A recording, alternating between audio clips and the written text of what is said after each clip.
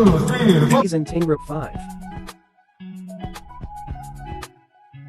So, good day everyone. My name is Saima Talusan, DSA Agriculture Extension. So now, our topic for today is all about networking and alliance building towards sustainable Nstp project. So what is networking alliance building? Networking and building of partnerships and alliance is a powerful way to strengthen our discourse and voice and create a balance of power in favor of women. Common involvement of networking from different countries provide opportunities to unite the joint action and to raise our voice at an international level. So what is alliance? An alliance is an association of people, group, or nation who agree to cooperate and achieve a shared goal. And they have an example of alliance. The deal between Starbucks and Barnes and Noble is a classic example of a strategic alliance. Starbucks brings the coffee, Barnes and Noble stock the books. Both companies do what they do best while sharing the cost of space to the benefits of both companies. And the next is what alliance building. Alliance building is the coming together of person, group, or nation mutually committing to support each other to achieve a desired goal. Alliance building is the process of selecting the most effective members for the team and bringing these members together. Alliance member may consist of individuals, organizations, businesses, or the other groups. Reason for forming alliances. Member acknowledge that the building and construction sector can contribute significantly to achieving climate goals and the common objective.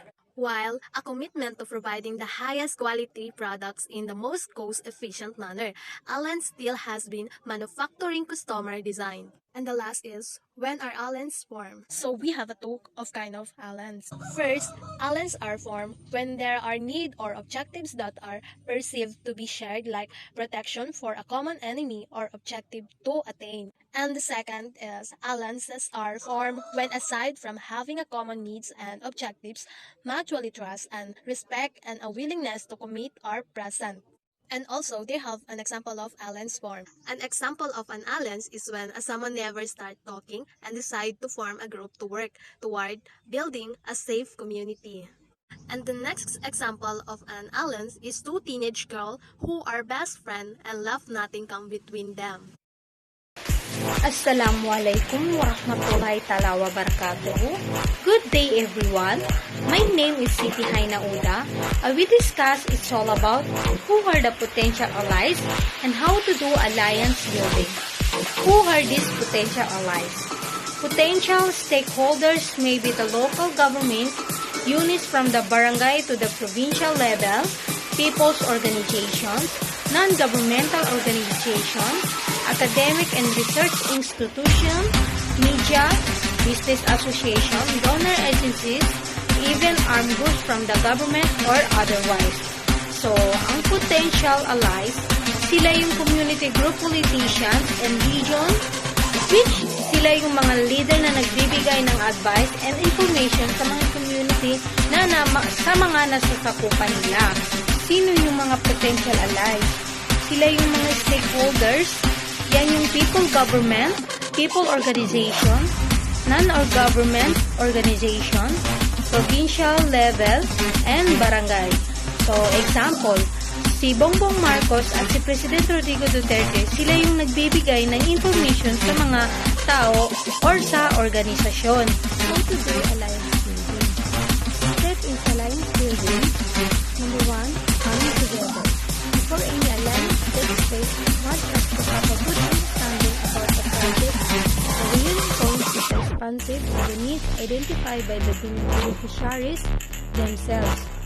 Thus, its aim manifests assurance of continuity or sustainability are the key personnel of its management without doubt qualified and committed. What you can offer as your counterpart in the alliance. Step in alliance building is kailangan mo ng coming together, which mean to form a group to begin work in the project, o kailangan mo ng grupo ng mag-understand about the project and also responsible for the needs in alliance your plan. Sa pagpili ng alliance, kailangan ng tao na gagawin ang plano para sa sustainability ng alliance. Initiated collaborative work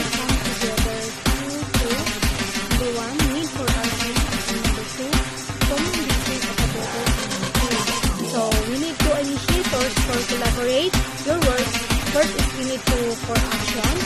So, kailangan mo ng mga leader na gagawa ng iyong plano or sa iyong work. So, dapat hinili natin ang initiator is meron siyang also to see that action.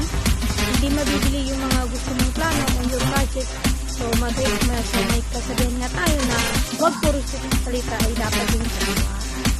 The other key knowledge about the potential partners, initiator in alliance building must also consider the following.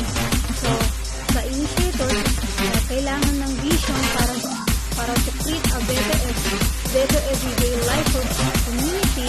When we say vision is to describe what we feel the entire community, kailangan talaga initiator ay may vision na para ma-sustain ng maayos ng mabuti ang community.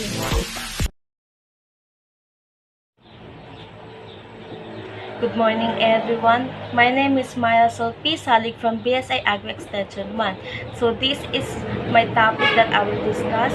First is the adequacy of partner. So adequacy is a state of being sufficient for the purpose concerned.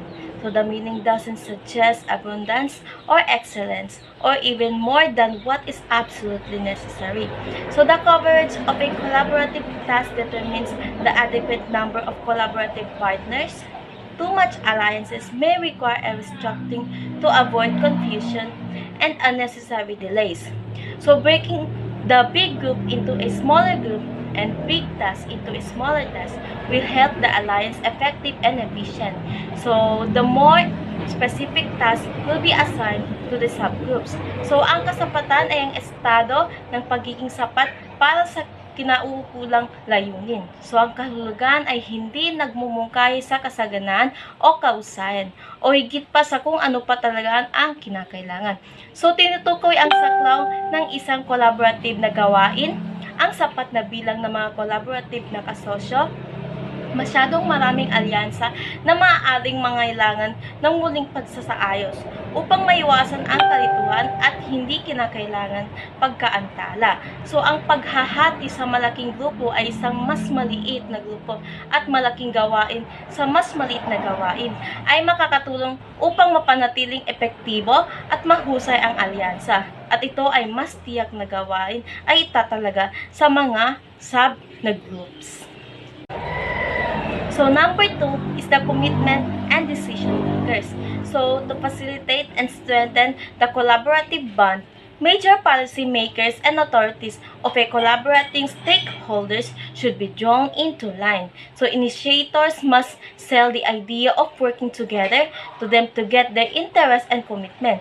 So, once you win them on your side, others will be fall in line.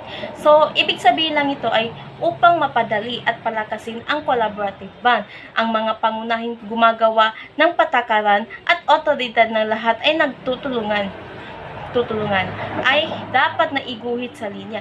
So, dapat ibenta ng mga nagsimula ang ideya ng pakikipagtulungan sa kanila upang makuha ang kanilang interes at pangako. So, sa sandaling manalo ko sa kanila, sa inyong panig, amang nga iba ay mahulog. So, number 3 naman is threats but potential partners. So, persons and organizations perceived to be blocks to collaborative work but who possess the needed sources and skill for a successful collaboration, they should be influenced to join in. So, sitting down with them to present the advantages collaborating with others might work. So, these are the cases when staunch opponents will become significant allies. So, ang ibig sabihin lamang nito ay ang mga tao at organisasyon na itinuturing na mga bloke sa collaborative na trabaho, ngunit nagtataglay ng kinakailangang mapagkukunan at kasanayan para sa isang matagumpay na collaboration, ay dapat na maimpluwensyahan ito na sumali. So, ito ang mga kaso kung saan ang mga matatag na kalaban ay magiging makabuluhang kaalyado.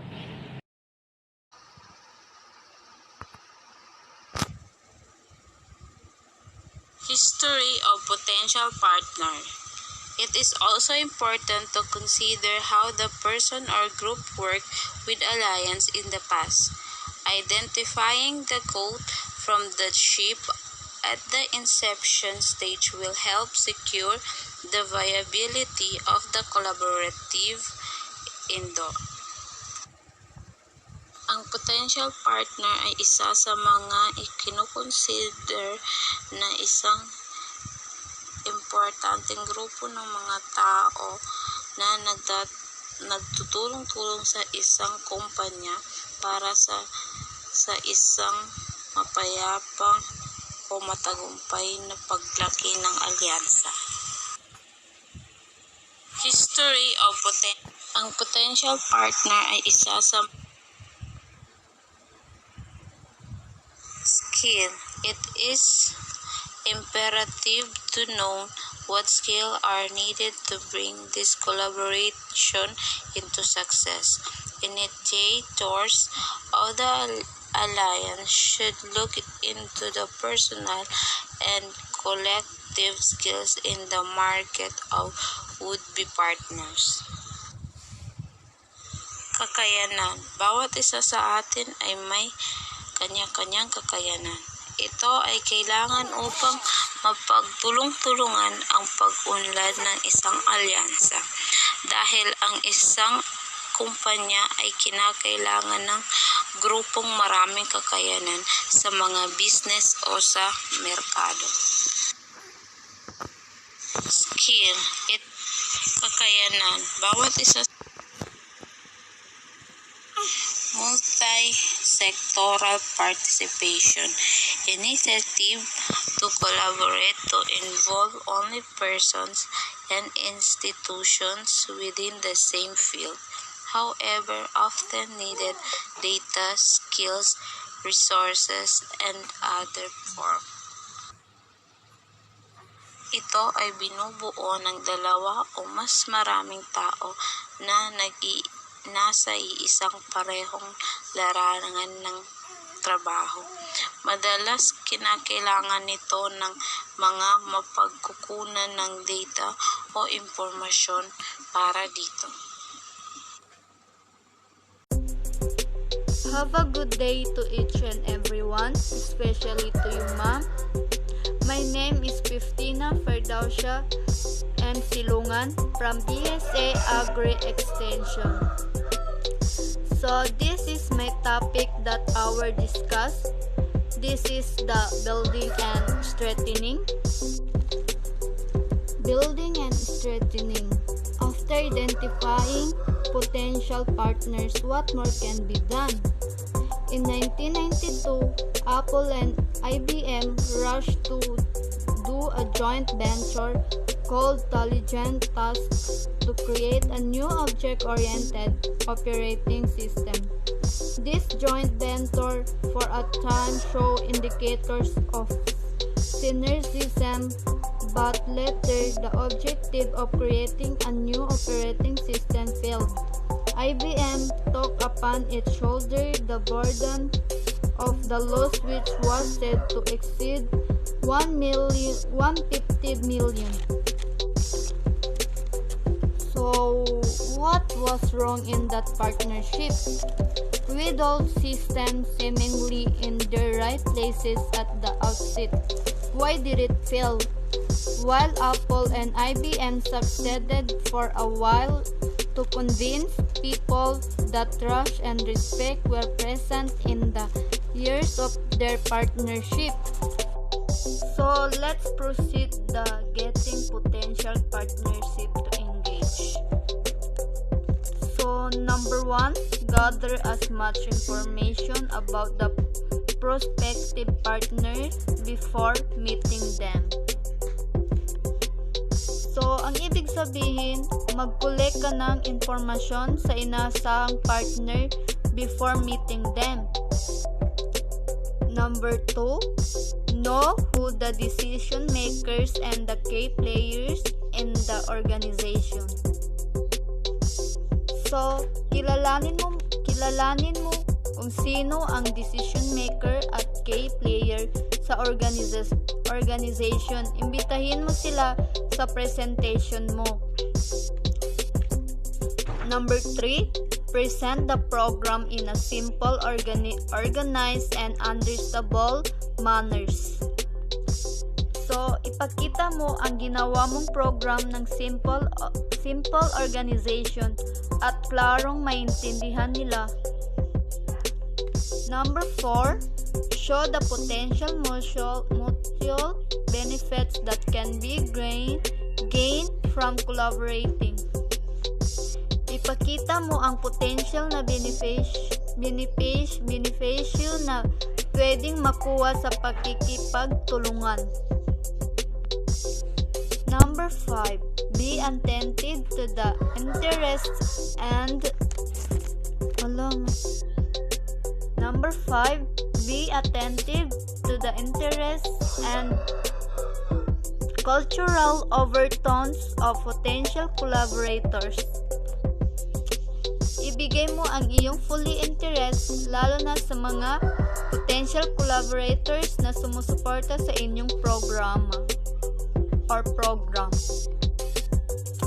Number 6, be clear with the exploratory intentions of the first few meetings with potential partners. So, number 6, kailangan maging malinaw ang iyong exploratory intentions sa unang meeting kasama ang potential partners. Have a good day to each and everyone, and especially to you, ma'am. So, for today, I will discuss about the tips of getting potential partners to engage. So, before we will start, let me introduce myself. So, I'm Noreen Sulaiman Salik from BSA Agri-Extension. So, shall we start?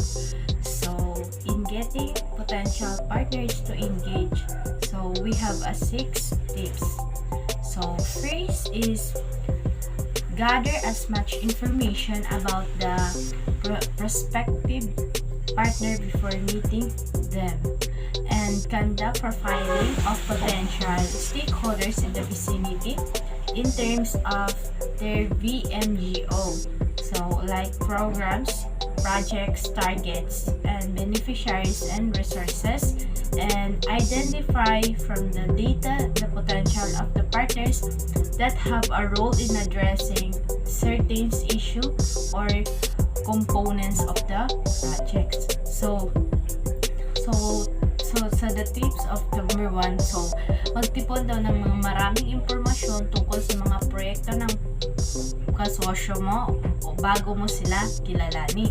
So, at magsagawa din ng mga profiling ng mga potential na stakeholders sa paligid ng mga alituntunin ng kanilang VGMO na tukuyin mula sa data ng mga potential na kasosyo na may tungkulin sa pagtugon sa ilang particular na issue o bahagi ng proyekto.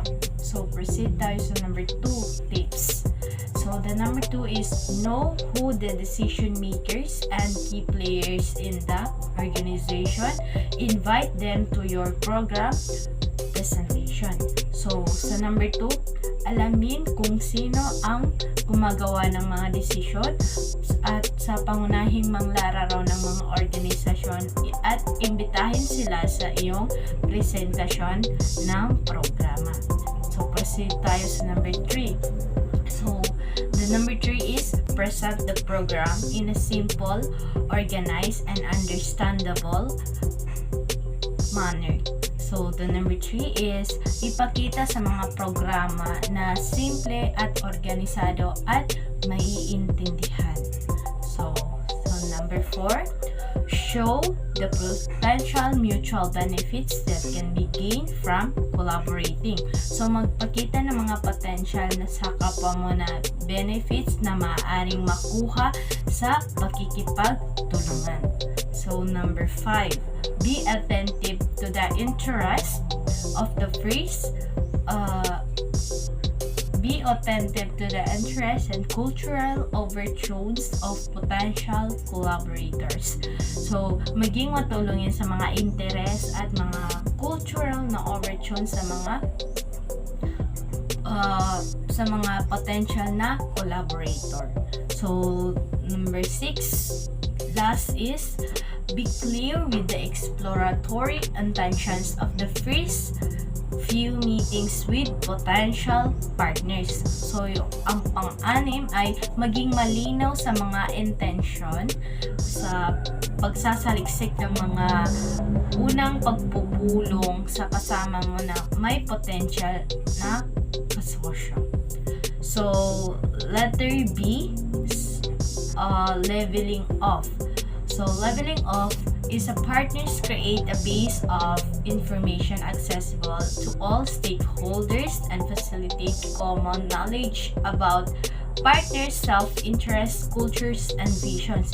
So, dito sa leveling up, sa pamamagitan ng ito, ang mga kasosyo mo ay lumikha ng base sa impormasyon na ma-access nila lahat ng stakeholders upang mapadali ang kanilang mga kaalaman tungkol sa mga kasosyo mo sa sarili mong interes, kultura, at mga paraan. So, that's all. So, dito lang magtatapos ang aking report. So, I hope that you are clearly understand. So, thank you for watching and listening. Once again, I'm Naraini Sulaiman Salik from BSA Agri Extension.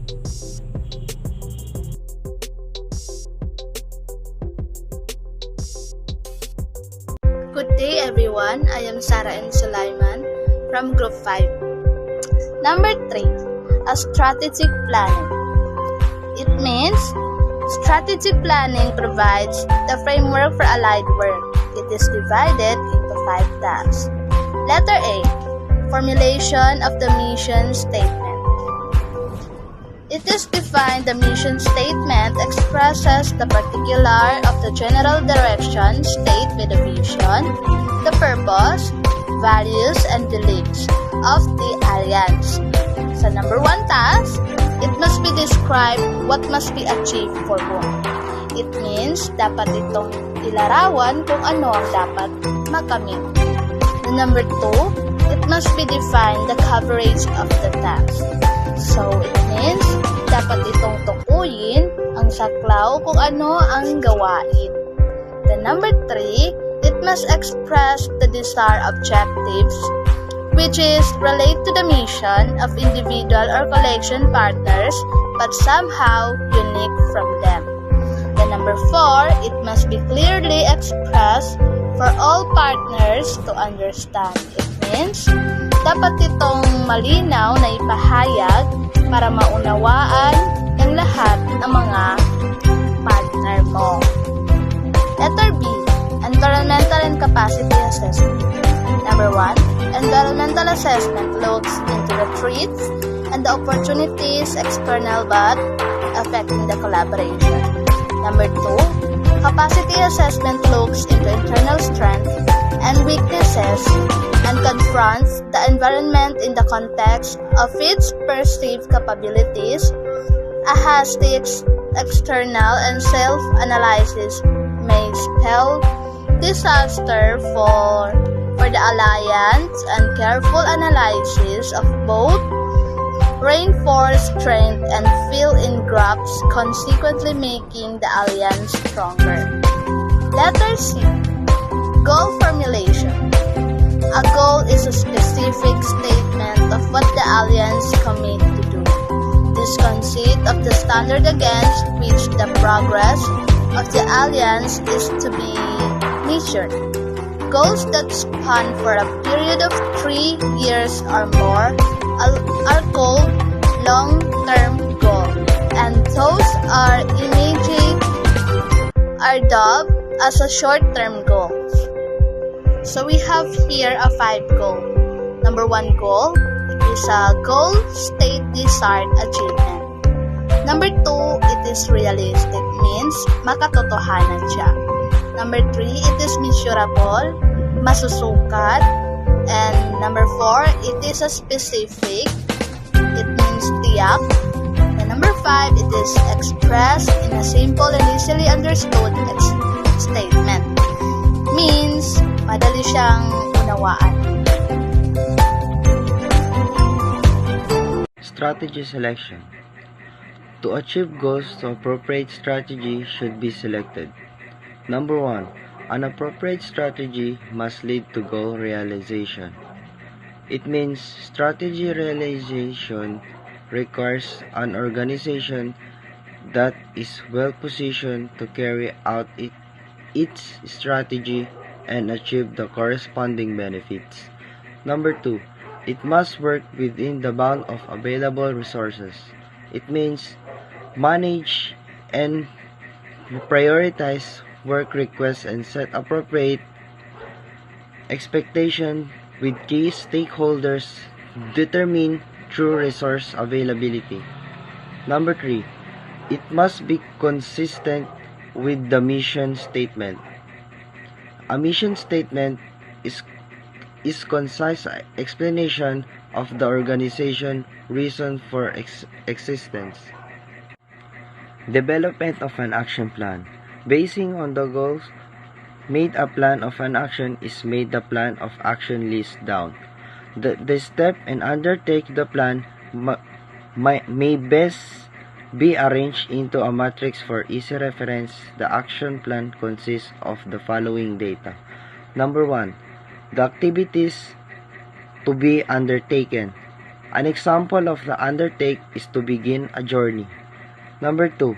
The partners responsible to carry out the activity. It means the partner own general duties and responsibilities to the partners. Number 3. Time frame for completion.